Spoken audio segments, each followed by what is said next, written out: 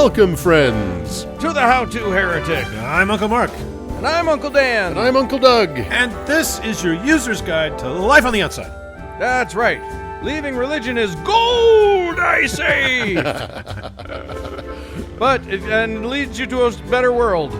But it can also be a scary world. Things work differently now. No, let's do it. Let's do it alive. Never fear. That's why we're here. We're your audio uncles.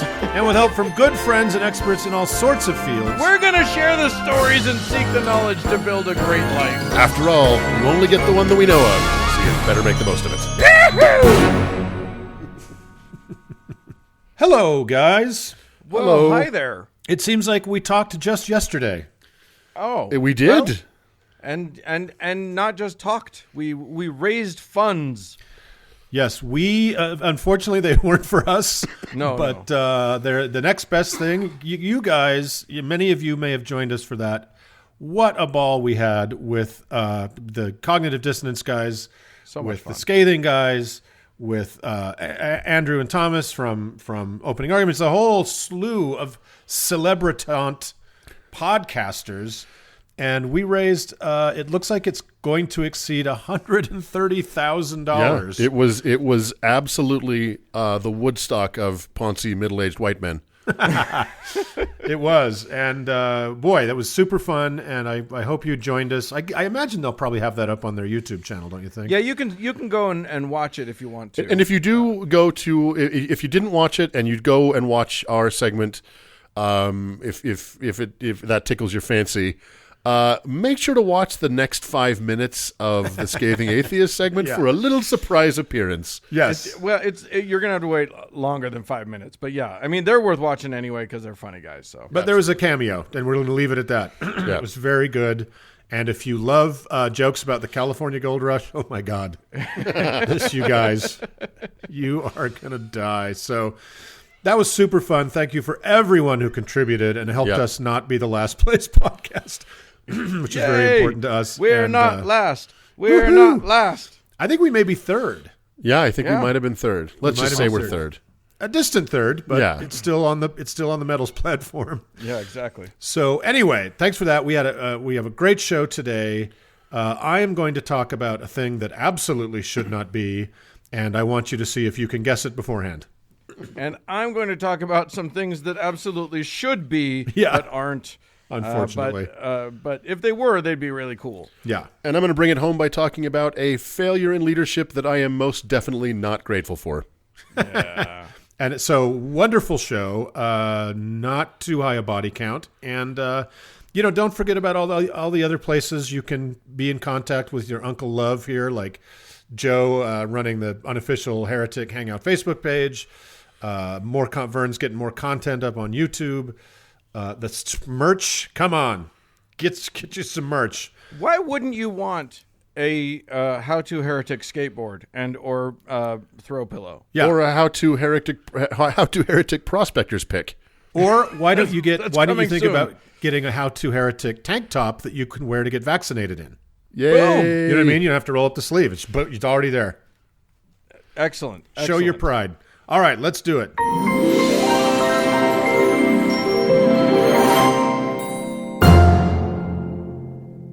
Uncle Doug, Yellow. I'm seeing you. I'm seeing you in a basement, and I'm seeing you surrounded by cat fur and empty vodka bottles. Liquor How bottles, close am I? Exactly. Well, as long as you don't see the body in the corner, we're fine. Well, that's what he's looking for. That's yeah. I'm scanning. I'm still scanning. How am I doing so far? Pretty good. But anyone who knows anything about me knows about my vodka. Hey, Are you saying that I'm cheating? That I'm doing a warm read?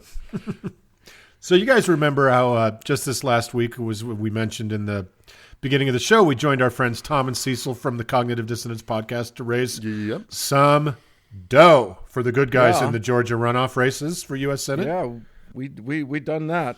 Yeah, that was a ball. Those guys were awesome. And I bring them up because they made an episode of their show. I don't know if you guys heard this a few weeks back about the huge problems with forensic science in police investigation and convictions. the forensic science, and it was pretty fucking alarming, I must say. The quote science of all the scientific parts of the actual science of forensic science is terrifyingly thin for such huge matters of literal life and death. It was just a couple. I should have put the episode number they did. It's well worth a listen. But their discussion about all that reminded me of something I've been wanting to talk about for ages. And that is something a little less scientific, but nonetheless is bafflingly still part of some police investigations all the time.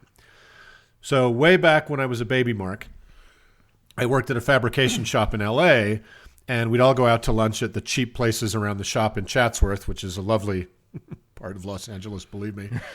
And whenever we went to the Chinese buffet, my friend would fake read his fortune cookie with feigned dismay and say, "Psychics will lead police to your rotting corpse."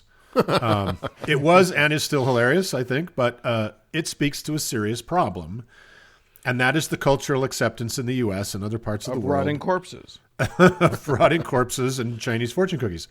That people who have magic dreams about horrible events should and are able to direct police investigations and even send people to trial.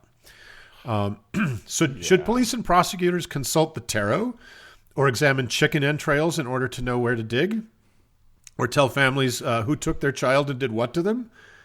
I'm going to go against the editorial policy of the How To Heretic and say, no, they absolutely fucking should not.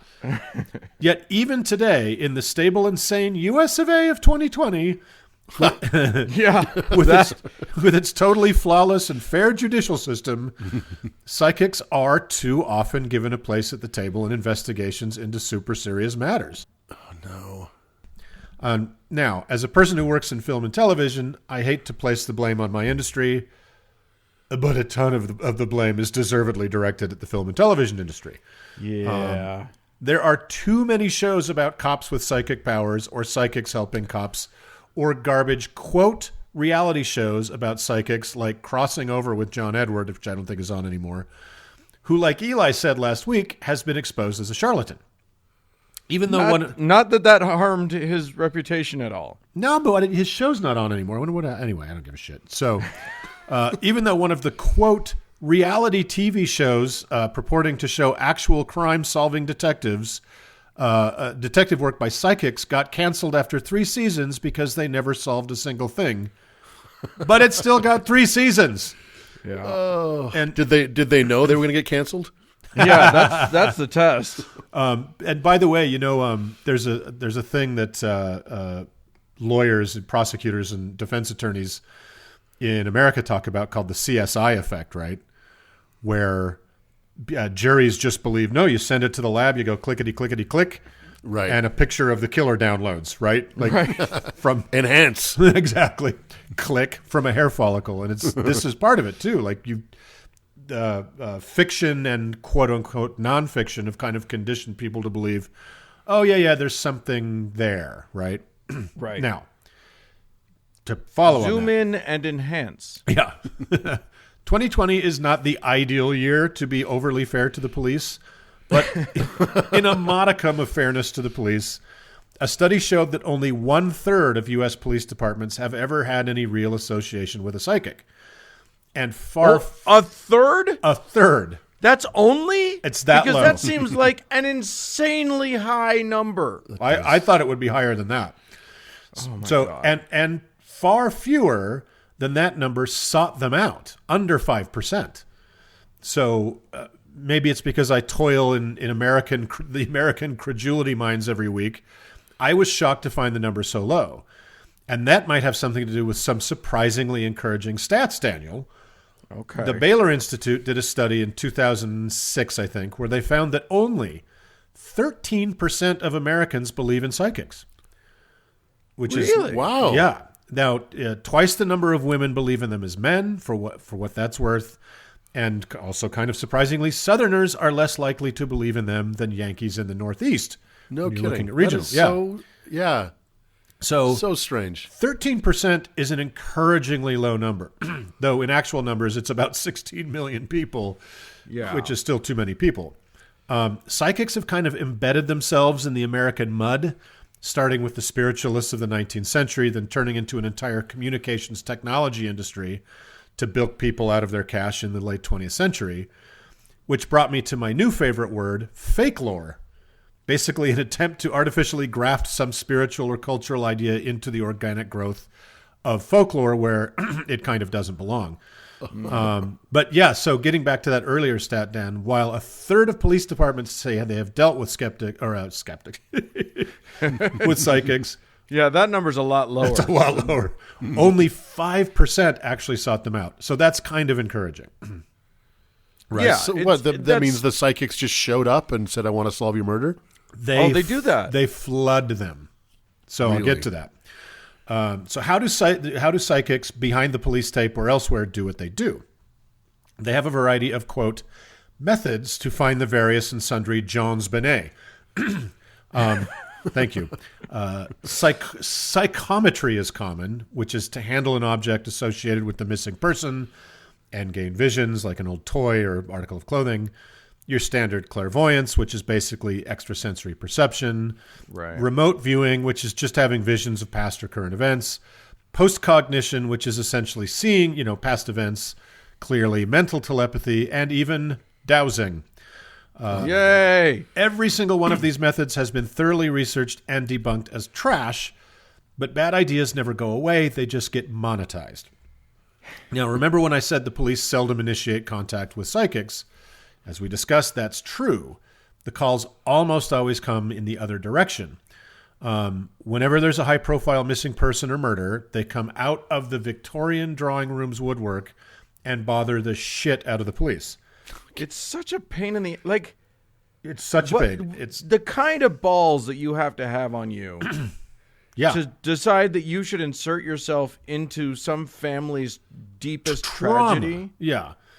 So you guys will appreciate this. In one high-profile case close to home, that of the disappearance of Elizabeth Smart, who we've brought up many times on the show, the Salt Lake City Police Department received 9,000 unsolicited tips from self-described psychics. No. 9,000.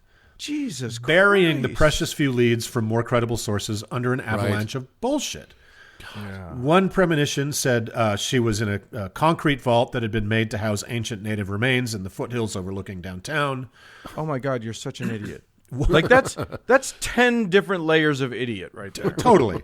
One had her body in a 55-gallon drum on the Texas coast. Not one of them had her alive and chained to a religious lunatic wandering the city in a veil within miles of her family home during her hellacious 9-month ordeal. So 0 for 9,000, guys.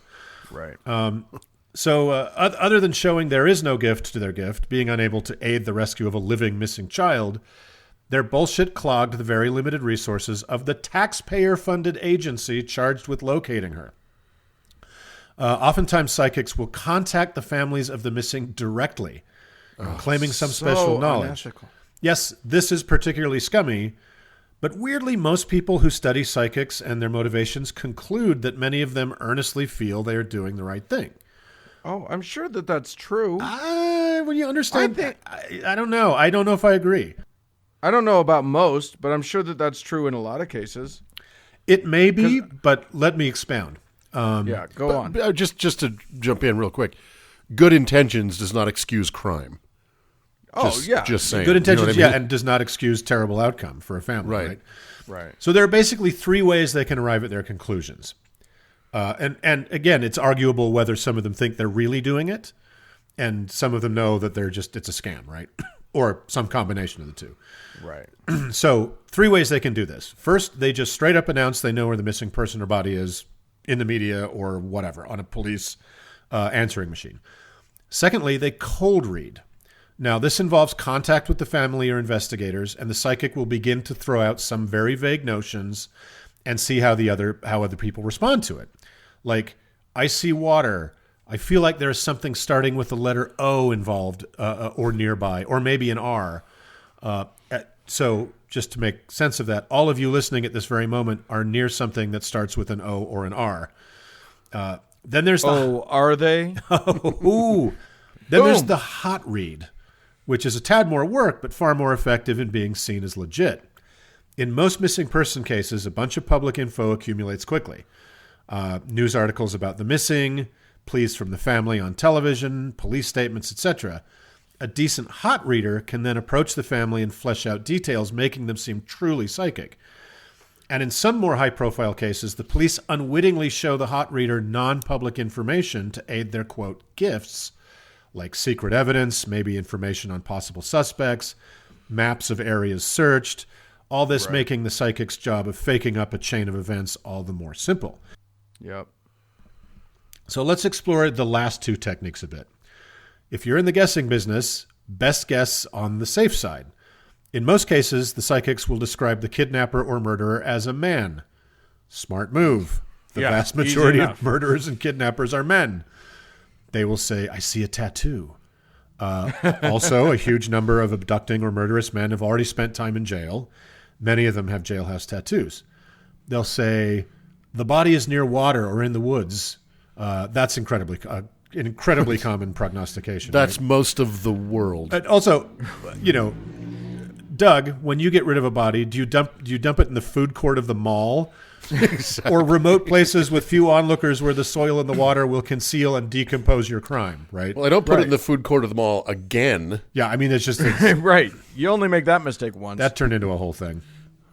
Then, on the occasion that a hunter or a fisherman, or very commonly a dog walker, finds the body, the psychic can claim vindication. The same for the other vague bullshit. Oh my God, the killer was a man. Oh my God, there was something starting with an O nearby. The overpass or the office building. This is what skeptical paranormal investigator Benjamin Radford calls postmonition, confirming your vision long after the fact. Then postmonitions get whipped up in local and shitty national media as correct premonitions made before the conclusion of the case, when they really are not. So one of the most vile and pernicious of these people is a woman by the name of Sylvia Browne. Have you guys heard of her? Yeah. I haven't. Yeah. So she's still pulling this con out there. I thought she was... Didn't she die? You know what? I have not looked at the obituaries for her, but last I saw she was still going. Well, she no doubt died of unforeseen circumstances. So Brown told the frantic mother of the missing Amanda Berry, quote, "She's not alive, honey." And she also told the parents of the abducted 11-year-old Sean Hornbeck on live television that he too was dead. Thankfully, she was 100% wrong in both cases, and the missing were recovered alive, if quite a bit worse for wear. And only after their family had been deeply traumatized by this experience. In fact, the mother of Amanda Berry died before Amanda was found. Oh, fuck. Yeah. So unless you were abducted by an aggrieved parent in a divorce, in a really charged divorce, which is the most common kind of abduction, you are statistically going to be dead within 36 hours. Right. So like the other cold and hot readers, Brown was playing the odds when she so brutally misled the families of those missing children. There's another thing about Brown specifically that nags at me. She may be, and I could be wrong. My vision is clogged. She may be dead. Dan may be right. She is dead. Okay, good. She's dead. She was one of the most high-profile practitioners of this grieving family predation. Yet her fee for parting the mists to see the fate and whereabouts of your missing loved one was just $700 an hour. And she only $700 an hour? Yeah, but here's the thing. She usually just gives you 1 hour. One and done. It's not even that. So she usually just charges a family $700 with no follow-up. Now, I know for some people $700 is a lot of money, but I wouldn't think twice to post that as a reward for my missing cat. What would you pay for the information that led you to your beloved missing child, right? Mm-hmm. If she had a track record of finding dead girls or live boys, to paraphrase Louisiana Governor Edwin Edwards, she could charge 20 times that and people would find the money. Sure. It smells of a substantial insecurity about her gift, Like, it's enough money to pay the bills and that even poor families could scrape it together, but not enough to get sued over when it inevitably falls flat. It's very fishy money to me. So Sylvia Browne claimed a success rate of more than 85%. Fuck off. In locating, that must be true. It's totally true in locating missing persons or murder cases, which is astounding because in the U.S. an average of only 60% of homicide cases come to some kind of conclusion at all, with or without psychics every year. So she claims you're 25% better off with her than even the best homicide departments in the country. That's quite an extraordinary claim. Yeah. Mm-hmm. And so, in 2010, the Skeptical Inquirer magazine, employer of the aforementioned investigator Benjamin Radford, examined Sylvia Browne's claims of having been totally or mostly right in 115 cases and concluded, quote, Browne has not even mostly been right in a single case. Now, I'm only singling out Browne here because of her profile, and that profile has invited so much investigation and public critique. Right. She's just a very public face of a grotesque industry of crooks and vultures. And that's not my word for them. It's James the Amazing Randy's word for them. That's right. The gnome-like grandmaster debunker and friend of Uncle Dan, the late, great, honest liar James Randi, fixed his stunningly keen gaze, for a man his age, on Sylvia Browne for all her awful crimes against frantic families and found her wanting. In a 2007 interview on CNN's Anderson Cooper 360, Randi and Anderson had a very nice intergenerational gay chat about Sylvia Browne and her emotional extortion scheme.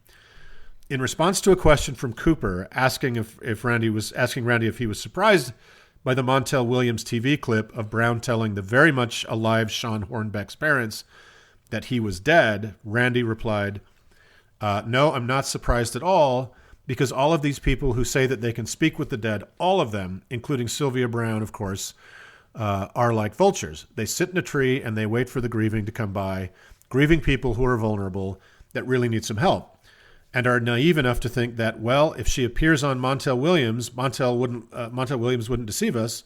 Of course, she must be the real thing. Montel Williams, for you young folks, was a talk show host back in when that was like all of daytime days. TV. Yeah. So, goddamn it again, TV industry. But anyway, Randi was more than just a splendiferous gay wizard and debunker par excellence. No, he put considerable money where his mouth was. The James Randi Foundation offered, and I don't know if they still do, Dan, but as far as I know, this offer is now off the table. It died with Randi?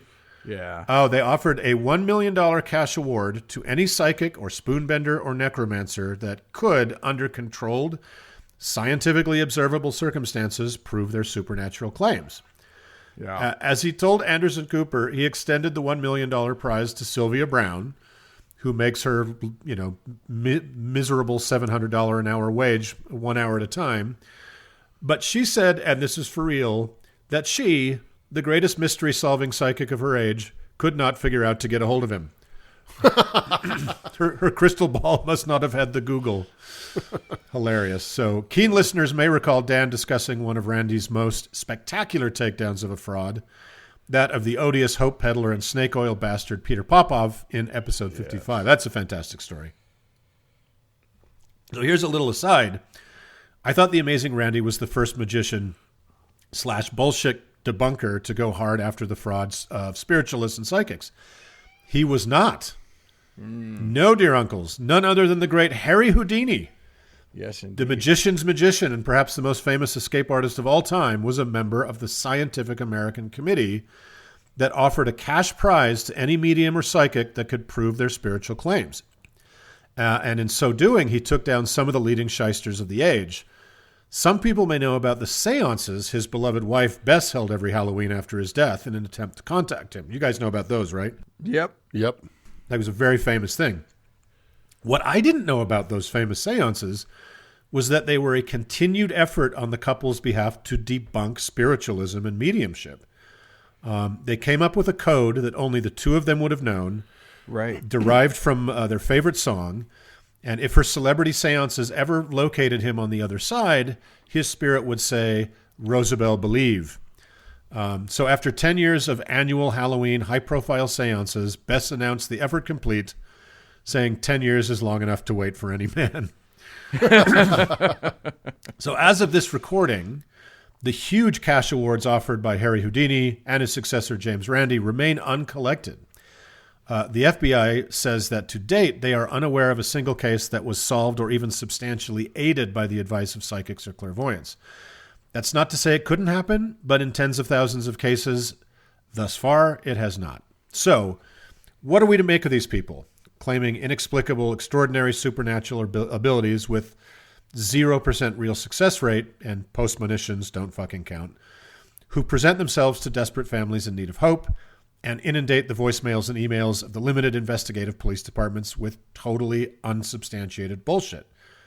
Like I said before, most of the articles I read about psychic debunking concluded with a bizarrely extended presumption of innocence, even good intentions. But if you're using cold or hot reading techniques to sell your garbage to frantic people in crisis, I don't know how that can be well-intentioned. It may be possible that some of these kooks are so dim that they're somehow unaware that the techniques they're using are literally tools of deception, even as they use them. But that's a pretty special brand of stupid, if you ask me. So I know Hanlon's razor exhorts us to never attribute to malice that which can be adequately explained by stupidity. It can probably be a little bit of both, right? Sure. There's no reason why some of them can't have nefarious intent and others be just genuinely hapless morons. It doesn't even have to be stupidity. That's the crazy thing. Yeah. It can just be, I have literally seen it where someone says something offhand, when I was a child in elementary school. One day I said, wouldn't it be funny if there was a fire alarm today during the assembly? Mm-hmm. And then there was one. Right. And for a few weeks, I entertained the question of whether or not I was psychic. Right. I think that kind of an event can happen in someone's life, and it can happen to adults. And if it seems sort of outrageous enough, they can genuinely believe it. And there are people who will, quote unquote, train you to be a psychic. Right. And especially if you're in a community where that kind of thing is believable. Yeah. You go to Sedona, Arizona for psychic training, everyone around you is going to believe in it. Everyone around you is going to confirm to you that you are a psychic. Yeah. And you'll be trained in like cold reading techniques and warm reading techniques and stuff without you even knowing that that's what they're training you on. And They'll yet tell you that still it's can't about find your your car keys. intuition. Yeah. I'm astonished, and maybe I'm maybe this has happened, that there hasn't been a movie or TV movie of a serial killer who then poses as a psychic to lead the police to his own victims to make money. That's a great idea. There you go. It's kind of Dexter meets Psych or something. Or like leads that. them to a competing serial killer's bodies to get him in trouble. Yeah. Right. It's endless. That's the sequel. That's the sequel. Yeah, it's endless. Yeah. I love it. So there you go. Police, psychics in police work. It should not be a thing. Do not. If someone is missing in your family and a psychic calls, hang up the phone. Yeah. Because they knew you were going to do that anyway. Yeah. All right. Let's get out of here.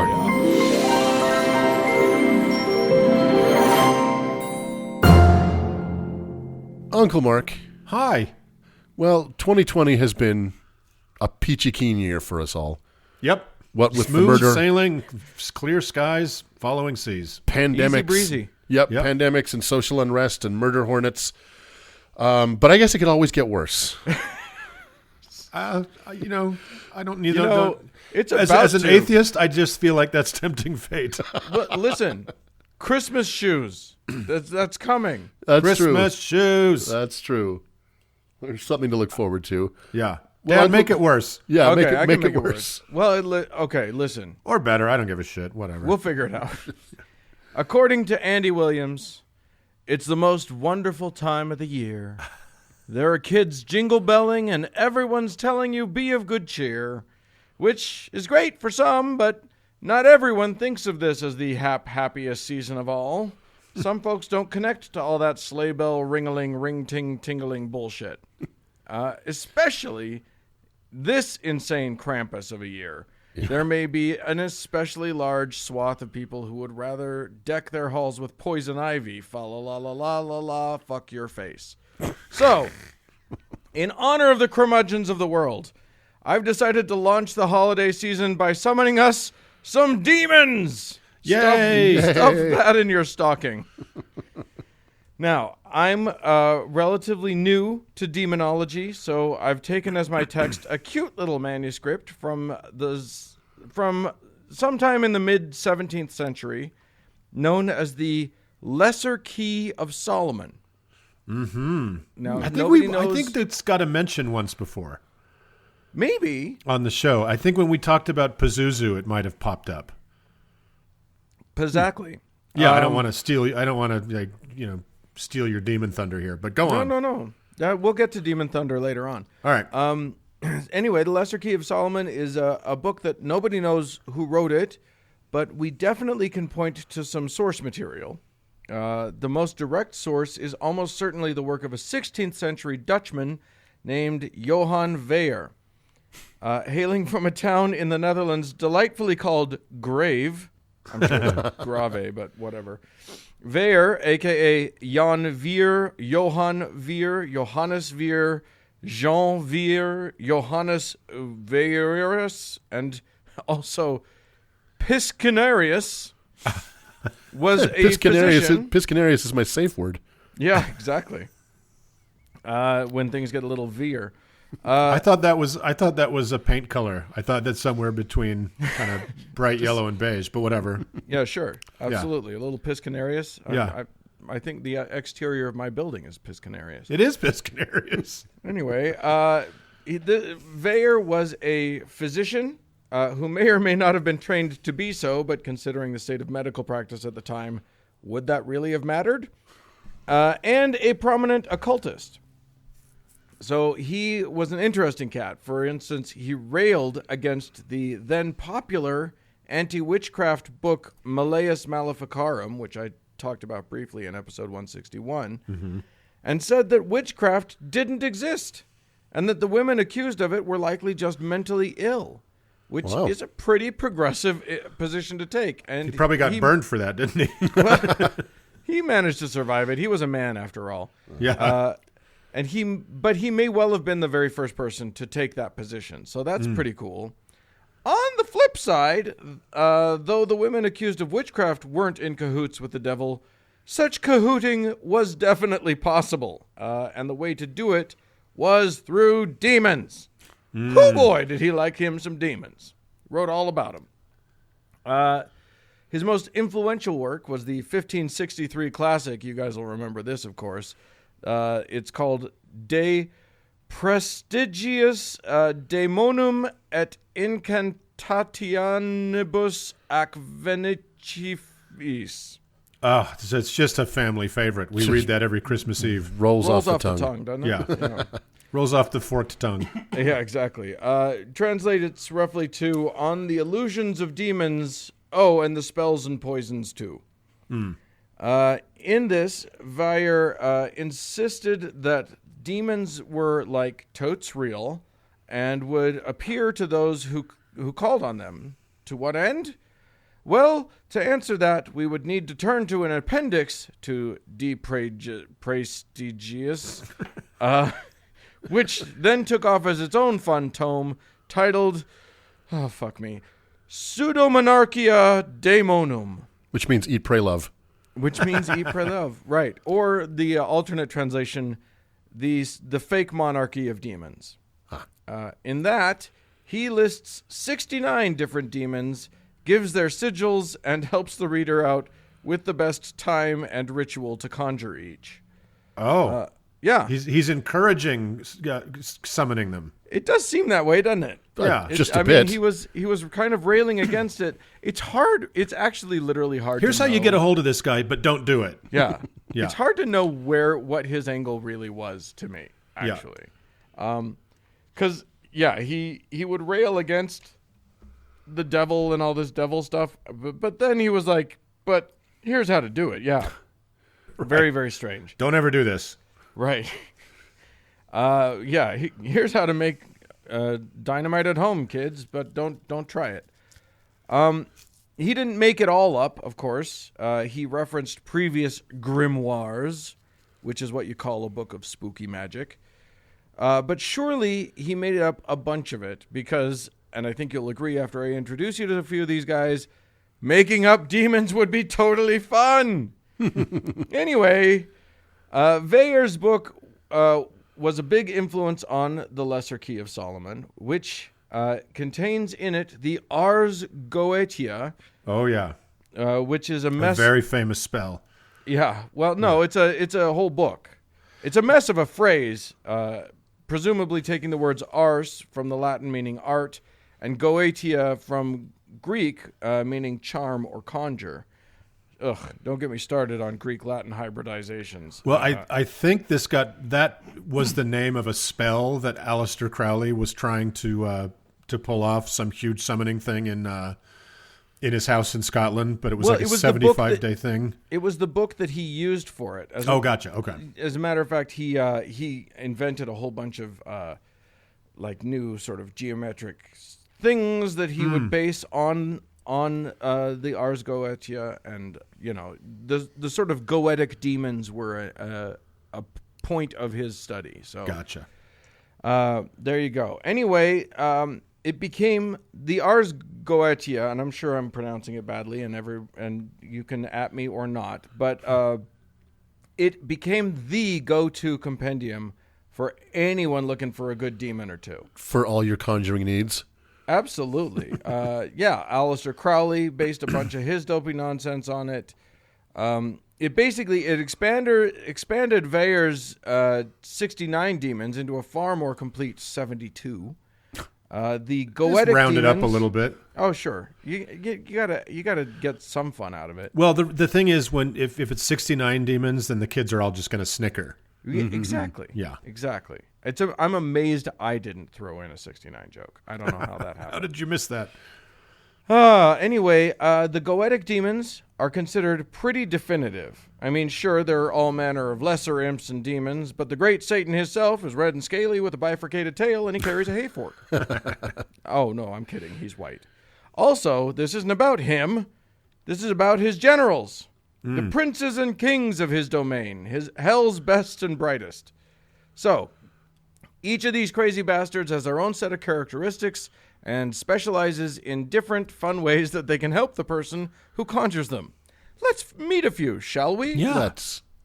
First, on both Weyer's and Weyer's list and the Ars Goetia, is our old friend that Uncle Mark introduced us to way back in episode 9.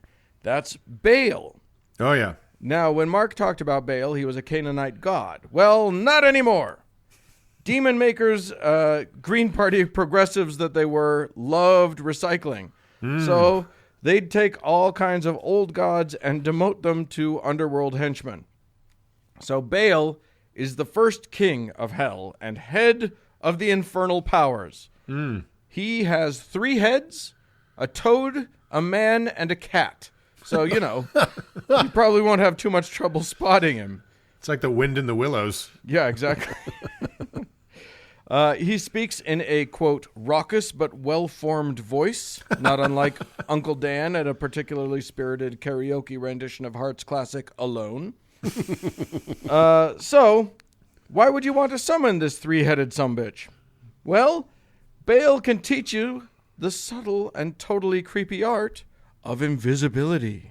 Oh. Woo-hoo-hoo. That comes in handy when you have the head of a toad and a cat and a man. Yeah. Right, exactly. People just stare. People are terrible. Oh, they're the worst. They'll make comments on the subway. You don't want that. And invisibility is pretty cool, I guess, especially for the shy conjurers out there in the occult land. But not as cool as our next friend, Payman. Also, Paymonia. A lot of these dudes have a whole bunch of names. Unlike the naughtier kings of hell, Payman is a total suck-up to his boss, Lucifer, and it pays off, too, because this guy is useful. Face northwest, light whatever candles you need, a nice sacrifice wouldn't go amiss, and then watch for a marching band and a dromedary. That's right. Our buddy Payman is a good-looking fellow with a feminine face, wearing a beautiful crown, led by a host of demons playing trumpets and cymbals, and riding a one-hump camel. What? Now, yeah, well, you got to have a mount. So you may think of Payman as the supernatural bad guy in the homegrown Utah horror film Hereditary. Yeah, it was quite a successful horror film. Yes, indeed. Or possibly the 1985 classic Ghoulies. But he's so Ghoulies? much... Yes. I remember Ghoulies. Do you? Yeah. I don't remember it at all. Little green dude coming out of the toilet was the cover art. That was Paimon? I guess so. All right. But he's so much more than just some dude who torments unlucky families. Here's the trick. You summon Paimon, whatever, the purple pie man, whatever you want to call him. And when he appears, you let him ask you some questions, like whatever he wants. And you answer honestly and to the best of your ability. Great. Now it's your turn, which is awesome because the dude knows everything. He'll teach you art, science, philosophy, sure, but he'll also teach you secret things. He'll unravel the mysteries of the earth, wind, and water. He knows where treasure is hidden. He knows what's going on behind closed doors. He knows if you've been bad or good for... No, wait. Nope, that's a different guy. It's a different demon. It's another king of hell. Right, exactly. If you're really nice, though, Payman may even bestow a lordship on you. So, boom. Enjoy knowing all the things, Sir Uncles. Wow. Yeah, that's pretty cool. There are a few other kings, including Asmodeus, who I talked about in episode 63, if you want to check him out. But let's move on to some princes and dukes. Love it. Now, you hear that crazy horn section? That's all those trumpets playing at once and drums and, I don't know, every instrument you can think of? Well, if it swings and grooves, it's Duke Ellington. But if it's a cacophonous mess, that's got to be Duke Amdusius. That's right, Amdusius. He has a human body with claws for hands and feet and a unicorn head. You wouldn't think that would be great for making music, and you'd be right. Also associated with thunder, it's said that you can hear Amdusius' voice in a storm. Huh. He can also bend trees at will. Not sure how that's useful, but, might make a good party trick or something. These days, the last tree bender. Yeah, exactly. It's one of those superpowers that he just kind of sits in the jet while everybody else is fighting. We'll call you if we need you. Yeah, exactly. I'll bend any tree, guys. Any tree, man. Check it out. Do you want me to bend a tree? Okay. I'll bend the Good biggest luck. tree you Good got. luck. Okay, I'll be here. Okay. Bye. Anyway, there's another Hell Duke named Agaris. Well, I say Duke, but maybe Duchess is more accurate. Agaris is the original non-binary demon, appearing as both a pretty young woman and a pale old man riding a crocodile. So there you go. Agaris is okay. Like what? You're sitting around, you're the guy that's writing this grimoire. Let's see. Pretty young lady and old guy on crocodile. Nailed it. Who's next? I think with this one, I think he was at one point theoretically, if my memory serves, he was bottled and thrown into a river or the Nile. I think maybe. Oh, and remember when we had Lauren O'Neill on the show? She was talking about how one of the words, like Leviathan, wasn't it Hebrew? There's like interchangeability with crocodile or alligator. Maybe. So anyway, I think maybe he might have ridden out of the Nile.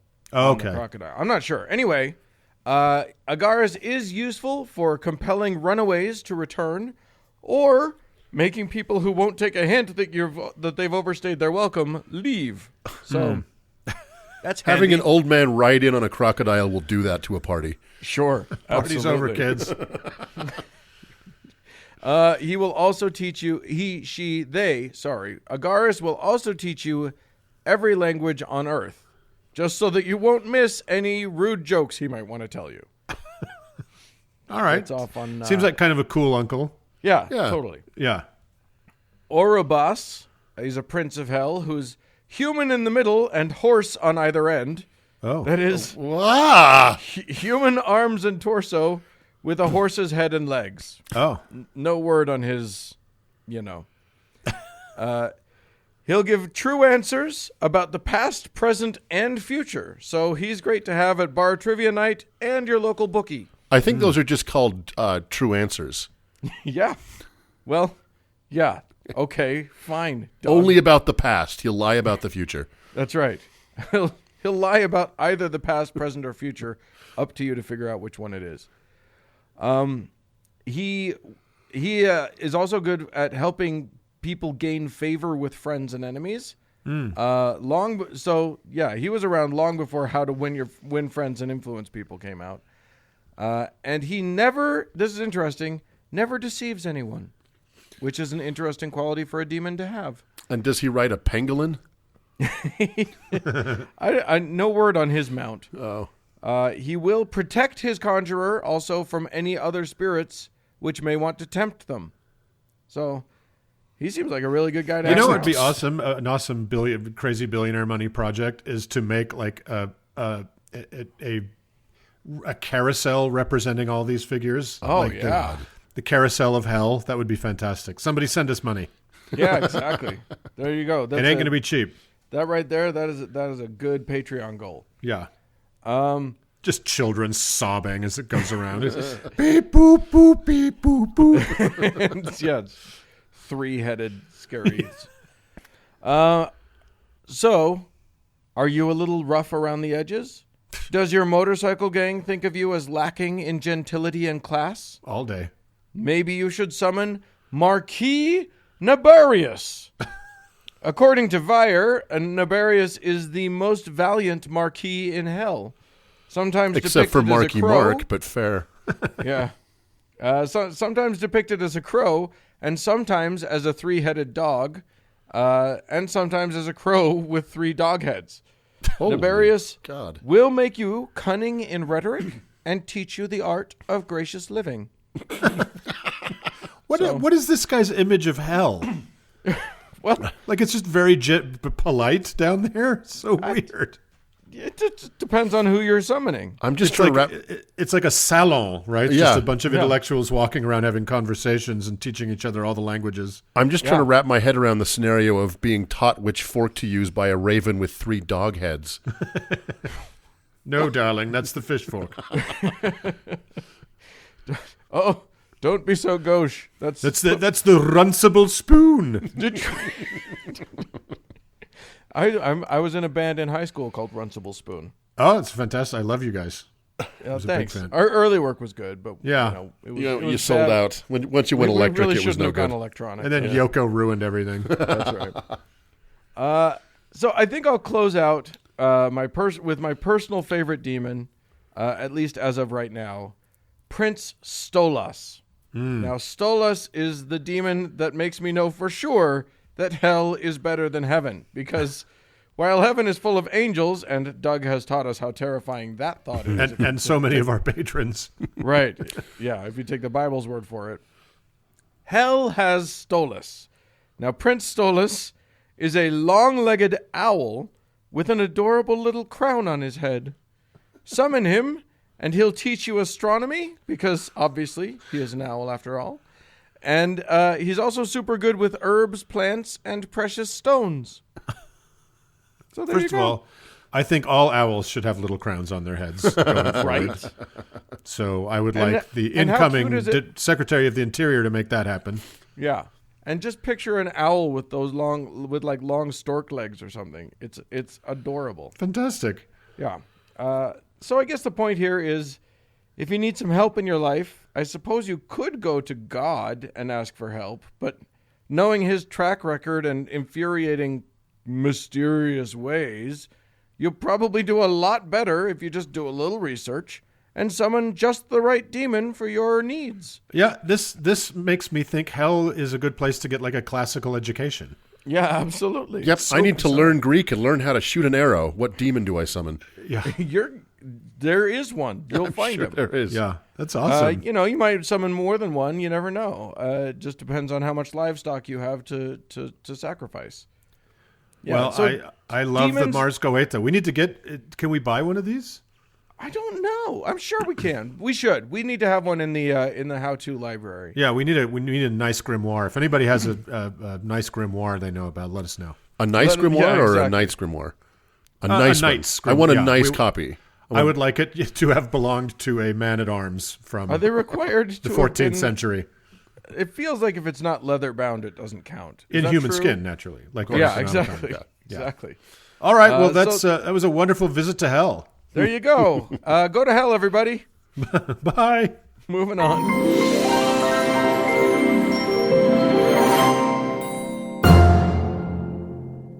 Gentlemen, Hello. look, it was just Thanksgiving, and I am going to give thanks to a whole bunch of people who are giving us money. Hooray. We do this show for free. It's free for everybody. Y'all can have it for free. But some of you, if you want to, can show your love for us and give us a little bit of money, and then you get an early edition of the show. There's the we do extra free content for our patrons only. That's some fun stuff. Yeah. So all of that's available, and we got a whole bunch of people. We got some folks to thank this week. So this week's best people are Skullbeard, Yay, Skullbeard. Shannon and Uh-oh. oh, there we go. Shannon and Drew. Oh, yes. Patricia and Uncle Doug. Oh. You need to give a saint to Napoleon. Oh, my God. Wow, that's that's a steep climb. Well, not really. It was only like 5 feet specifically, tall. this is Napoleon blown apart. Okay, Napoleon blown apart. Your saint is Saint Zardoz, the besmirched of the Florida Panhandle. He is the patron saint of all liquid cheeses, bands with colors in their names. And before you ask, yes, living color counts. Yeah. I know that's very important. And, of course, that funny feeling when after months and months of quarantining and discipline in the pandemic, you're counting money at your new business and you put your hand underneath your mask to lick your fingers while you do and realize it might have all been for naught. Oh, no. Did you do that? Totally did that. Oh, fuck. Oh, so Napoleon blown apart. This might be the last time you get a saint from me. Your uncles are not the smartest bulbs on the tree, you guys. No, we're very job oriented. We're very task oriented. But we do love you dearly, and that was a great saint. That was a great saint. I made a film I didn't understand. It can be said of many films with Sean. So yeah, if you can't afford a Sean Connery-based saint, you can certainly afford to put Zardoz in the stars. That's free. Go to anywhere you can give us stars. Write a review. We've been getting some very nice reviews. Let's keep that streak alive. I've forgotten. I was saying I said at one point that we were going to start reading random reviews. Well, pull one up and read it. I'm going to pull one up. Yeah. You guys vamp for a second. We'll vamp for a few minutes. Let's just read our 1-star reviews. First of all, we don't have any of those. First of all, if you haven't seen Zardoz, the John Borman, 1975-3 classic, Yeah. and you want to spend an evening having no idea what the fuck is going on, and see Sean Connery in a wedding dress, and he clearly does not know what the fuck is going on, then this is the film for you. We need to do that with the Gamboys. We need to do Zardoz with them. Yes.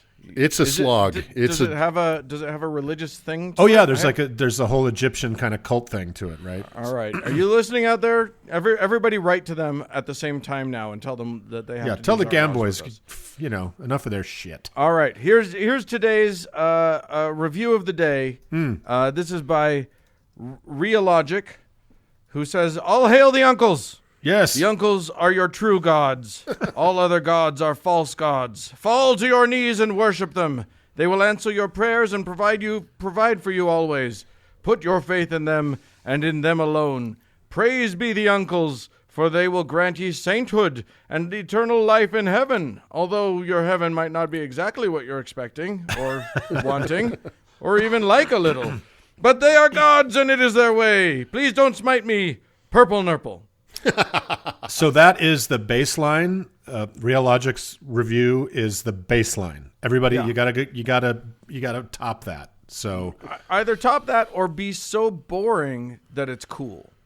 yeah, One of the normcore. just kind of normcore it. So just dive in and write a review. We're sure to appreciate it, and it helps us get the word out to everybody else. So thanks to everyone. Let's move on. In the name of Jesus Christ, amen.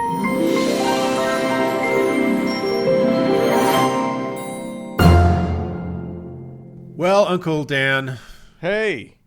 you know, and we talk about things like miracles on the show from time to time, and I think if you can do miracles, it's probably incumbent on you to do them. You should do them in times of crisis, but maybe you could just do PR. Well, yeah. Right? Yeah.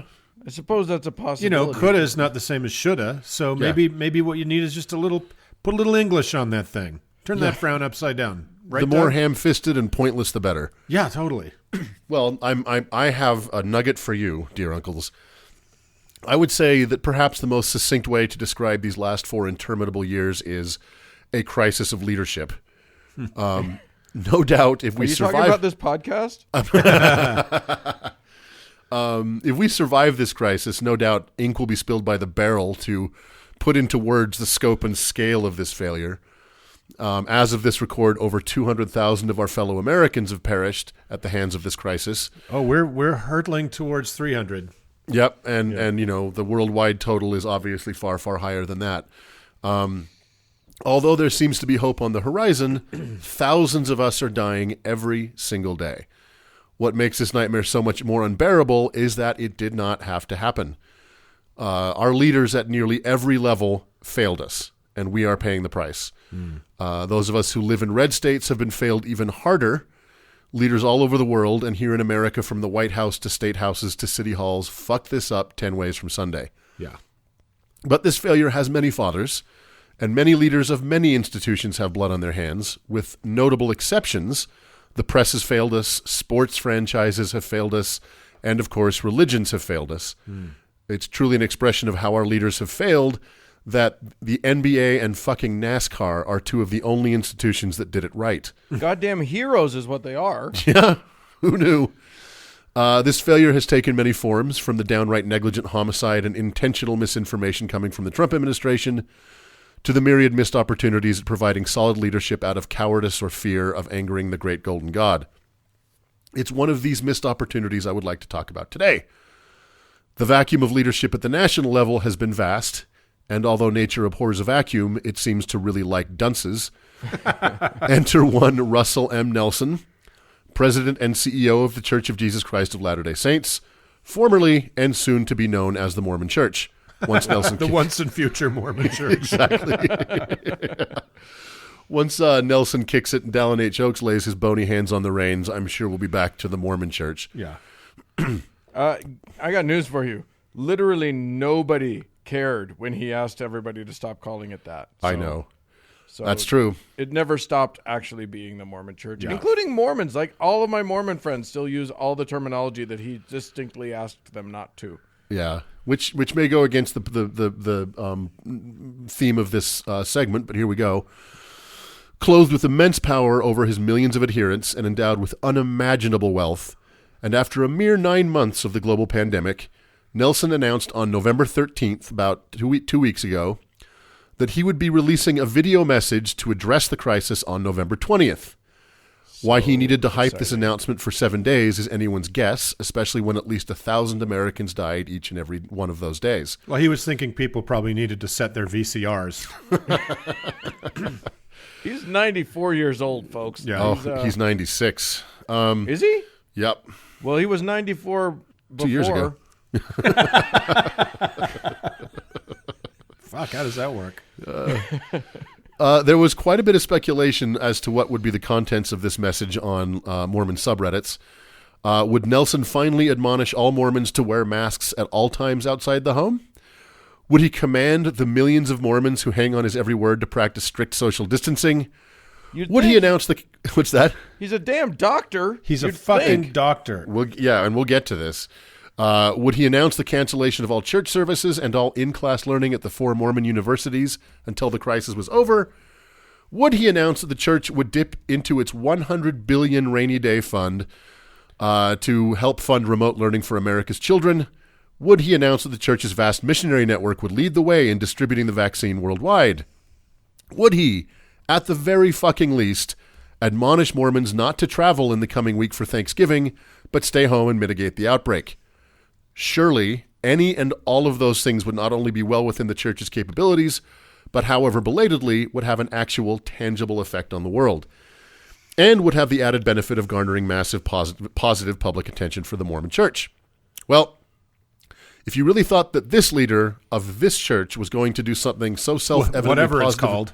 yeah, Right. exactly, whatever you want to call it, would do something so self-evidently positive and correct, welcome, new listener. You might consider becoming a patron. Welcome, person from another planet who has never heard of Mormons. You have stuff that we can teach you. Yeah. Russell's long-hyped 11-minute video was an exploration in the least he could do. Before we get into the content, or lack thereof, let's start off with the stagecraft. The majority of the video is an extreme close-up of Nelson's face under stark light. Now, I'm not being ageist, but Nelson is 96, and I hope to live that long. But if I do, one thing I can promise you is that I will not put my forehead against the camera on a Zoom call. Listen, I do Zoom calls with my mother and her husband. Yes, you will. You will be way too stupid to know how to operate whatever it is that's pointing at you. Yeah, his aesthetic can best be described as post-mortem. Yeah, I just gotta say though, I thought he looked like, considering that 90% of the time when I see a picture of him, he looks like the Crypt Keeper's like older, uglier brother. I thought he looked pretty good. I thought they did some movie magic to make him look as good as he looked. They Well- did that thing they did in The Irishman. They They de-aged him. de-aged him a century. Well, for me, having his face so close to the camera gave me the disconcerting feeling that he was going to announce that we've always been at war with East Asia. The rest of the video are montages of Nelson hugging and shaking hands with one token member of every skin tone not represented in church leadership. Well, do you remember at the beginning, Doug, though, he read his resume? Yeah, and we'll talk a little bit about Okay. that, because it is interesting and I think somewhat damning. So the fact that in all these montages, however long ago they were filmed, Nelson was not practicing any form of social distancing is something we'll talk about. As for the content, I want to be fair. Nelson starts out, like you said, Uncle Mark, however vaguely, acknowledging the hard work of scientists in trying to curb the pandemic. And without saying the word mask, it at least showed someone putting a mask on for a fleeting second. He burnishes his own reputation by reminding us that he was, and this is true, a leading cardiovascular surgeon in the United States, a fact that, in my opinion, only makes what is to come all the more inexcusable. Yeah. Right. Yeah. And he tries to relate to those who have lost loved ones to this virus by talking about the death of his first wife to heart disease and two of his daughters to cancer. Wow. Fair enough. Okay. I don't want to dance on anybody's grave here, but he is a cardiac surgeon. It seems like. It's just fix her, goddammit. Yeah. Well, and so, that's fair enough. But again, intimacy with tragedy only makes what is to come worse. Yeah. Finally, Russell gets to the point, in the face of a global pandemic and at a time when the science has become very clear on how to prevent the spread of this thing, Nelson commands his flock to focus on the healing power of gratitude. Yeah. That's it. That's all. Yeah. He does get specifically pointless. Quote, I invite you, just for the next 7 days, to turn social media into your own personal gratitude journal. And he admonishes his followers to use the hashtag #GiveThanks. Oh my God. If doing nothing is the least one can do, tweeting about it only ranks slightly higher. And it's not even tweeting about anything of substance or meaning. It's Right. just ruining everybody else's feed. Right. That's all it was. It's called doom scrolling, motherfucker. He then counsels everyone to thank God through daily prayer because, quote, prayer brings forth miracles, which A, it most certainly does not, and B, we're supposed to express gratitude to the all-powerful being that just created this freaking virus in the first place and then watched it ravage his beloved children with cold indifference. Yeah. No, thank you. Now, having a positive attitude is never a bad thing, especially when facing the multifaceted catastrophe that is 2020. But this is thin gruel from leadership, and it's tantamount to the captain of the Titanic not charging for drinks after he hit the iceberg. Yeah. It's not nothing. It's not nothing. I would appreciate that. I'd be like, dude, you better give me an upgrade. As all the wealthy people leave their first class cabins, the poor people move in for the. He lets the poor people in. The bartender is like, seriously, this is last call. Yeah, it's not nothing. It ain't much, and it's not going to save any lives. So, were it only this ham-fisted and saccharine video, it would be bad enough. But we need to go back to the beginning of this whole nightmare to see how thoroughly the leadership of the Mormon Church specifically has failed its members. Again, to be fair, once this thing really set in March, the church did cancel in-person Sunday church meetings and then general conference, which led to one of the only good things to come out of the coronavirus, the Hosanna shout. the socially distant Hosanna shout. Oh, my God. In a strange room in front of a mostly dead plant arrangement. Yeah, all dancing to their own lack of rhythm. Yeah. As I've said before, there is not a peeing section. Dance like 15 million people are watching worldwide. Yeah, exactly. But these cancellations were half measures, and a pandemic is not a time for half measures. As I've said before, there is not a peeing section in a public pool. Right. So once the science around social distancing and mask wearing became clear, Nelson could have mandated that all Mormons wear masks, and they would have. He could have tossed in a handy hashtag like hashtag Mormons wear masks. Oh, sorry. Members of the Church of Jesus Christ of Latter-day Saints wear masks. Yeah. See what you did to your fucking idiot. I think there's a word limit in hashtags, isn't there? He could have made Mormons examples to the rest of the country in their diligence to stop the spread of COVID-19, and they would have, but he didn't. He could have denounced the anti-mask rallies taking place in Mormon communities around the state that made national news, but he didn't. Yeah, the state he resides in and where how many Utahns are active Mormons? At minimum half, right? Oh yeah, like 55, 60%. He could have knocked this fucking curve. We're exploding. We're exploding right now. Yeah. Utah and is... it's going to get worse because we just had Thanksgiving and nobody did anything about it. Yeah. He didn't tell people not to travel to Thanksgiving. I know. And as I said earlier, his resume and life experience make his failure even more acute. In his video, he called himself a, quote, man of science, not once, but twice. How much more egregious is it that he understands the science behind masks and social distancing and had the power to command millions of people to follow the science, and they would have, but he didn't? I mean, yes, he was a doctor, but he's 96. Did they even have the germ theory of disease by the time he was practicing? Yeah, he bled a lot of people. Yeah, he was a leecher. Yeah. His familiarity... Still is. Yeah, true enough. His familiarity with personal loss should have made him all the more proactive in mandating the very things that would prevent others from facing that same loss, and they would have, but he didn't. Now, obviously Nelson is not alone in his failure to lead, but he is on a list that no person of conscience would be comfortable being on. Donald Trump, the highest political leader in the land, not only spread information, but the virus itself. Yeah. Conservative governors all over the country, including our own dim-witted Governor Herbert here in Utah, failed to take this seriously and only belatedly and begrudgingly did the right thing when it was almost certainly too late. He is a man of such spectacular uselessness. I'm astonished. But you know who beats him to the punch? Spencer Cox, our new governor, his former lieutenant.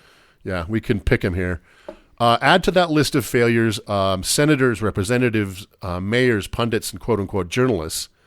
However, I think that religious leaders occupy a special place in all this fail. Their mandates carry the added weight of divinity to the billions who believe in them. And every religious leader from the Pope to Louis Farrakhan have failed their followers. I am sure there have been some religious leaders who have used their power to be proactive about COVID-19. I just couldn't find any. Well, they were all Unitarian Universalists, and nobody goes to their church anyway. Yeah, no, exactly. From Orthodox Jews to American evangelicals to Pentecostals to Mormons, the religious among us have been part of the biggest problem and remain, and now the Supreme Court has turbocharged them to remain part of the biggest problem during this horrible pandemic.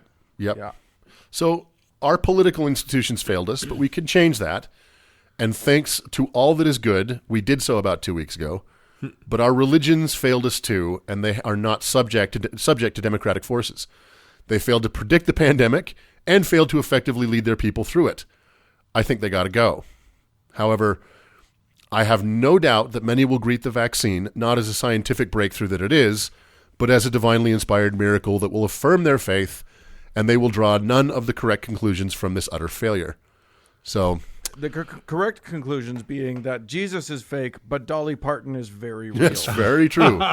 Do you remember there was a one of the Americans who survived Ebola, and he was a doctor who'd gone to Africa with like an evangelical doctors group. I know it's a thing, but and there he was laying in his hospital bed, recovering from what is a hideous and horrible disease, right? Yeah. And standing around him, completely covered in like level 4 environment suits, are his medical team. And the press is like shooting through a plastic thing or whatever. And he says, first and foremost, I want to thank Jesus Christ for saving my life. Jesus. It's like, what are you talking about? If I was standing next to him, I'd be like, dude, I'm right here. What? Maybe that was the name of his doctor. Yeah, Jesus Christ. Well, so even though there are vaccines on the horizon, we are absolutely entering what will perhaps be the worst part of this pandemic so far. For sure. And man of science, Russell M. Nelson, wants you to bask in the healing power of gratitude. So fine. I am grateful for all the hardworking, unsung scientists that work so hard to provide a possible end to this nightmare. And I'm grateful that these true heroes are more likely to listen to this podcast than they are to the empty, pointless platitudes of Russell M. Nelson. So, yeah, I'm grateful, if I may. Hashtag give thanks. I give thanks for whichever of our New Zealand listeners will sponsor me to come out and quarantine for 2 weeks and then live in their country where I can record remotely and not have to deal with the bullshit around here. Right, and where their leader, who is a former Mormon, an atheist, and a woman, Yeah, did more than every fucking leader in this country, religious, secular, political, otherwise, to contain Get this me thing. out there, you hobbit bastards. I need this. Well, and, it should also be mentioned that we were raised, as young Mormons, we were raised to venerate the prophet. Oh, my God. The prophet is the highest authority on earth. He is Bar none. Unquestionable. second only to Jesus fucking Christ himself, right? Literally. And we are MD. told when we're 12 years old and a bunch of men put their meaty hands on your bad haircut and give you a tummy full of the Aaronic priesthood, that you can then go and make miracles, right? That's kind of what we're taught. So here is this guy. Here is, the king on the chessboard, or more likely the queen, because she actually does shit. And he is literally powerless. If there's a time for miracles, let's see it happen. Yeah. Let's do It's it. here. And we have reached it. You could have said at any point in this crisis, I want all Mormons to wear masks. I want all Mormons to stop listening to QAnon. I want all Mormons to, to take this seriously. And they would have, by and large. And we could have... You say that, but I'm going to push back because that was my impulse too for the longest time. But when representatives of the church, not the first presidency, but like the area, like the people in charge of the area of Utah said just those things, they were largely ignored. And the reason I think that they were ignored, and I think the reason why the church didn't take this stand, is because they figured out that what we have said before on this podcast, which is that there are now two religions for most of these people, and the one that's more important to them is Trumpism. and that may be true, Dan, and they may have been afraid to find out how powerless they truly are. Yeah. But that's not an excuse for not trying. Because we know absolutely right. that Mormonism is definitely hemmed in by that old religious chestnut, fuck around and find out. Right. But I think, Dan, there might be something to that they feel their grip slipping already, right? The young people are leaving faster than they can make them. Yeah. Which is and impressive because Mormons do make some young folk. They making babies, and they are also, because of in-home church that has been happening during that. Because the Mormons, to some credit, did stop having meetings, right? For a while. Now they they're back. resumed. They're back to it, but at least, unlike most American religions, they slowed the roll for a minute. But a lot of people were like, "Oh, you know what? This in-home church thing is better. Maybe we don't need to go back." So I think there's a panic spreading, perhaps, at Temple Square, and that Dan may have a real point there that they didn't want to say we all have to do this thing and then watch 20% of people do that thing. You know what I mean? Yeah, but here's the counterpoint to that. I think you're right, but what would have happened is 20% of their flock would have done the thing. Oh, that doesn't change. Yeah, you're right. It doesn't change the fact that it was the right thing for them to do. Right. Yeah, absolutely. They're just and too they would have been chicken borne shit. out. Like, if they'd listened to the medical science and pushed really hard, and some sizable percentage of Mormons said, "I don't want to do that." Well, they, at the end of what are only the last few days of his life, he could have looked back and said, "Well, at least I did the right thing." Right. But now you can't do that, Russell. Yeah. Rusty. Yep. So thanks for the hashtag, dummy. Yeah, exactly. Thanks for ruining our feeds for 1 week. Yeah, I'll put that over my fucking nose and mouth. That should work. I hashtag give thanks that it's over. Yeah, I saw a lot of ex-Mormons on Twitter were like, they felt very abused by the whole give thanks thing because it was a very performative thing for Mormons to do. Yeah. And a lot of people just said, just go away with this bullshit. So Yeah, there put you on go. a mask. Give thanks for nothing. That's what I say, Russell. Let's get out of here.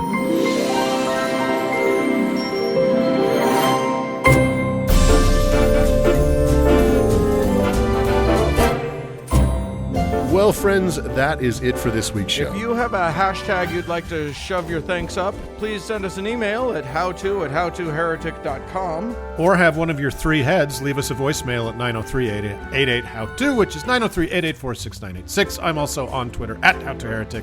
And thanks to our incredible patrons, as always. And thanks to our King of Hell, Cody Layton, for editing the show. And thanks to all of you for tuning in. Bye, friends. Fare thee well.